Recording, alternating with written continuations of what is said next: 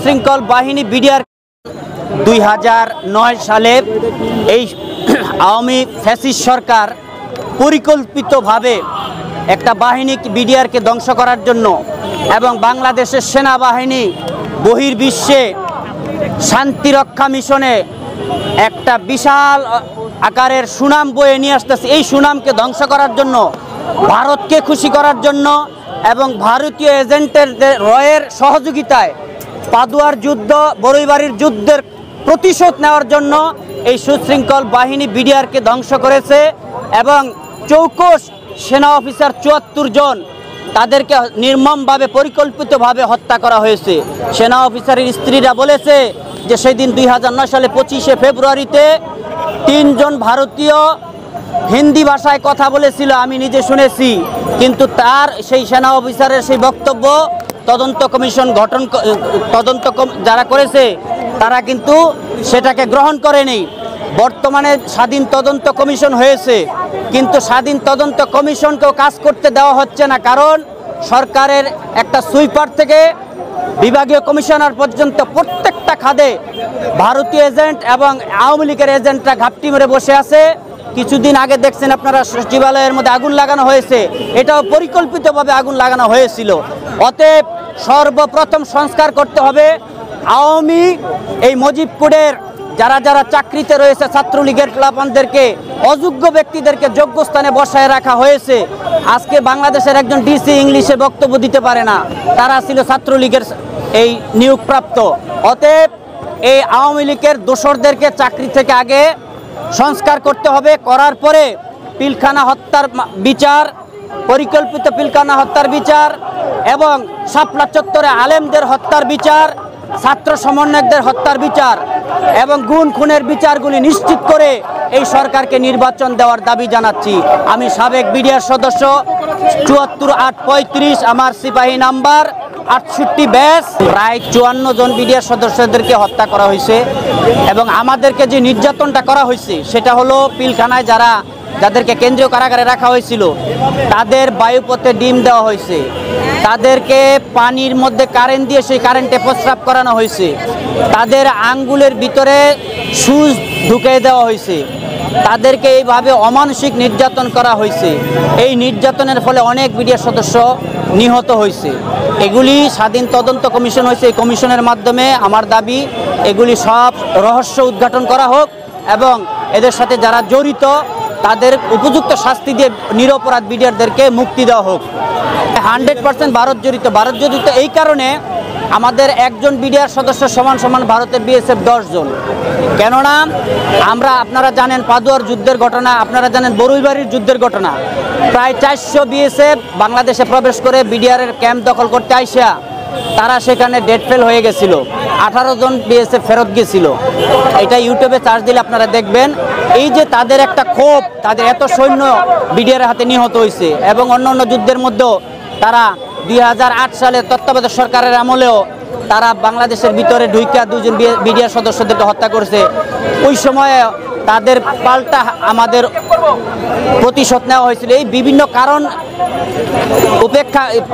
কারণেই বিএসএফ ভারতীয় এজেন্ট রয়ের সহযোগিতায় এবং তৎকালীন ভারতীয় সরকারের সহযোগিতায় শেখ হাসিনাকে ব্যবহার করে ওই সময় এই বিডিআরের এই ঘটনা আপনারা মিডিয়ার মাধ্যমে সবাই জানেন যে এসকালারে একটা গাড়ি ঢুকছিল ওই দিন বিমানবন্দরের বিমানকে লেট করানো হয়েছিল প্রায় 3 ঘন্টা এবং সেখানে ভারতের সৈন্য বিডিআরের পোশাক পরা এবং আওয়ামী লীগের তৎকালীন ওই পিলখানার আশেপাশে যারা এমপি মন্ত্রী ছিল, যেমন নানক ছিল, তারপরে সজীব জয় বিদেশ থেকে এটাকে লিড দিছে এবং জাহাঙ্গীর কবির নানক, তাপস, এই ধরনের তদন্তের মধ্যে অনেকের নাম আসছে, তারা জড়িত ছিল। তৎকালীন স্বরাষ্ট্রমন্ত্রী সোহেল তাজ, সাহারা খাতুন এদের নির্দেশেই বিডিআরের পিলখানার দুর্ঘটনা ঘটানো হয়েছে এবং তারা দুর্ঘটনা ঘটানোর পর তাদেরকে বাইরে পাঠাই দেওয়া হয়েছে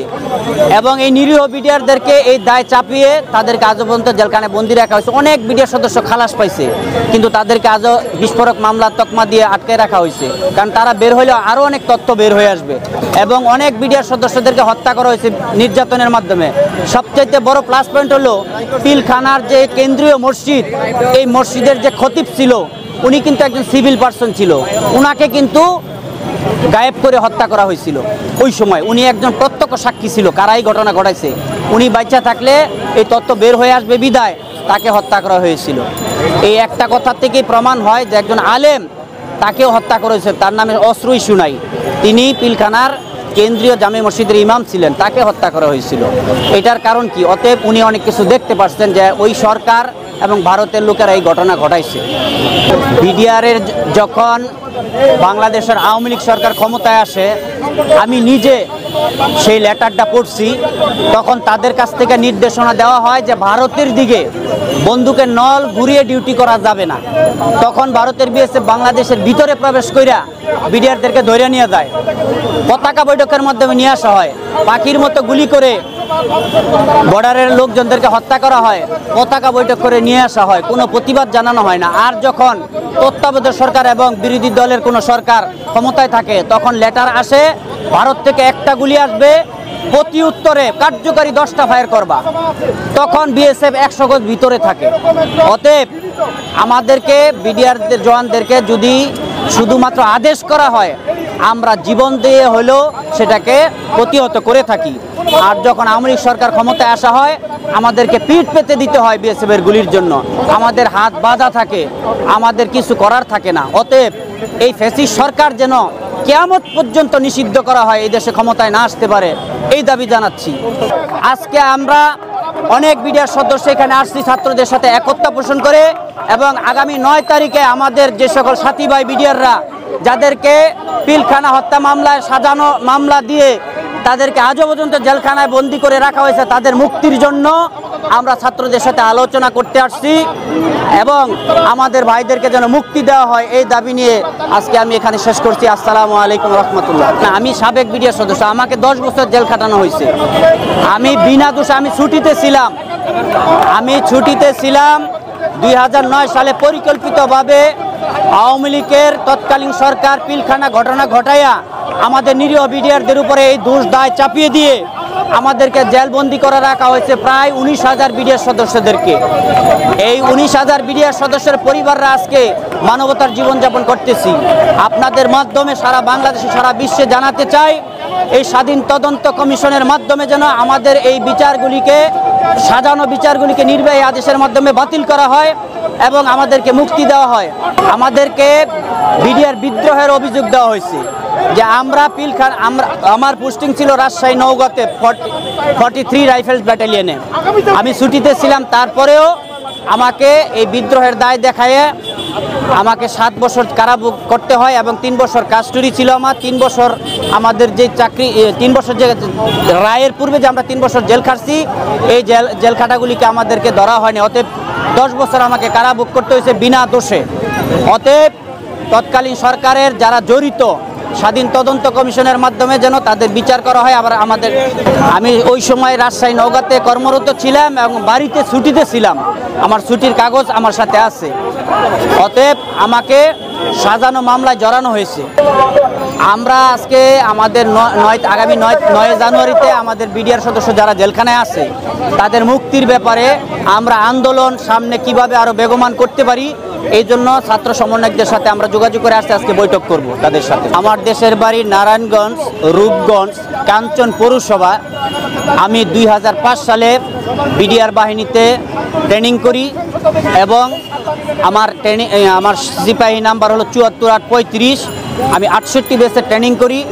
প্রথম পোস্টিং হয় আমার চট্টগ্রাম হালিশহরে, সেখান থেকে চাঁপাইনবাবগঞ্জ থেকে নওগাঁ, এই 3টা ব্যাটালিয়নে চাকরি করছি এবং রেসলিং খেলাতে অংশগ্রহণ করে বাংলাদেশের সমস্ত ব্যাটালিয়নে আমি যাওয়ার সুযোগ পাইছি।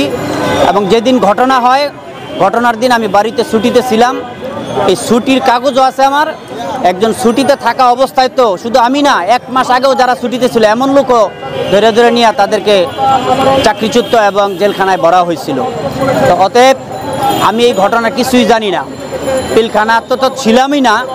আমার ব্যাটালিয়ান পোস্টিং ছিল ওই সময় না রাজশাহী নওগাঁতে বর্ডারে, এবং আমি ছুটিতে থাকা অবস্থায় আমাকে র্যাব তুলে নিয়ে যায় এবং র্যাব তদন্ত করে আমাকে ছেড়ে দেয়। এরপরে পুলিশ নিয়ে যায়, পুলিশ তদন্ত করে আমাকে ছেড়ে দেয়। এরপরে অদৃশ্য আদেশে আমাকে জিজ্ঞাসাবাদের কথা বলে আমাকে নওগাঁ কারাগারে ঢুকাই দেওয়া হয় এবং আমি প্রতিবাদ করলে কোর্ট, আমাদের যে কোর্টটা ছিল এই কোর্টটা ছিল একটা হাস্যকর কোর্ট।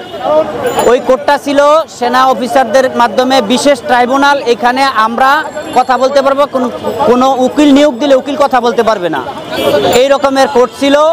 একতরফা বিচার করা হয়েছে আমাদেরকে, এবং যারাই প্রতিবাদ করছে বেশি কথা বলছে তাদেরকে 7 বছর সাজা দেওয়া হয়েছে সর্বোচ্চ। অতএব এই নির্বাহী আদেশের মাধ্যমে এই সাজানো এই কোডের বিচারগুলি বাতিল করে আমাদেরকে পুনরায় চাকরিতে ফেরত এবং সমস্ত সুযোগ সুবিধা দিয়ে চাকরিতে পুনর্বহাল আমাদের সাথী ভাইদেরকে চাকরি থেকে জেলখানা থেকে মুক্তি দেওয়ার দাবি জানাচ্ছি।